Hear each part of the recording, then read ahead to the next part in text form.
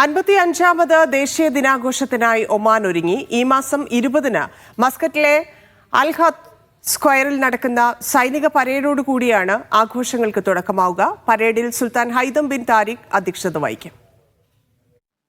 November 20-നാണ് ഒമാന്റെ ദേശീയ ദിനം. 55ാമത് ദേശീയ ദിനാഘോഷത്തിനായി ഒമാൻ ഒരുങ്ങിയിട്ടുണ്ട്.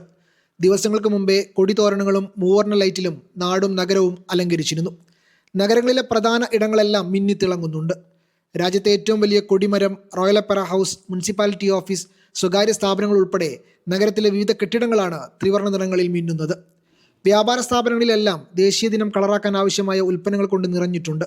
സുൽത്താൻ്റെ ചിത്രമുള്ള ഷോളിനാണ് ആവശ്യക്കാർ കൂടുതൽ. ഇപ്പം കൂടുതലും പോകുന്നത് ഷാളുകൾ, അതുപോലെ തന്നെ ടീഷർട്ട്, ഫ്ലാഗുകൾ, അലങ്കാര വസ്തുക്കൾ, ഈ നാഷണൽ ഡേ ആയിട്ട് ബന്ധപ്പെട്ട എല്ലാ സാധനങ്ങളും ഇപ്പം കൂടുതലായിട്ട് പോകുന്നുണ്ട്. വിപുലമായ ഒരു ആഘോഷമാണ് ഇപ്പോൾ നടന്നുകൊണ്ടിരിക്കുന്നത്.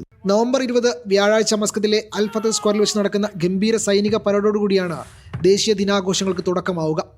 സായുധ സേനയുടെ സുപ്രീം കമാൻഡറായ സുൽത്താൻ ഹൈതം ബിൻ താരിഖ് ചടങ്ങുകൾക്ക് നേതൃത്വം നൽകും. വെള്ളിയാഴ്ച വൈകുന്നേരം മസ്കത്ത് ഗവർണറിൽ നടക്കുന്ന നാവിക കപ്പൽപ്പട പ്രദർശനത്തിലും സുൽത്താൻ അധ്യക്ഷത വഹിക്കും. അതേസമയം നവംബർ 26, 27 തീയതികളിലാണ് രാജ്യത്ത് ദേശീയ ദിന അവധി പ്രഖ്യാപിച്ചിരിക്കുന്നത്. വാരാന്ത്യ അവധി ദിവസങ്ങളടക്കം 4 ദിവസം തുടർച്ചയായി അവധി ലഭിക്കും. Media 1, Muscat.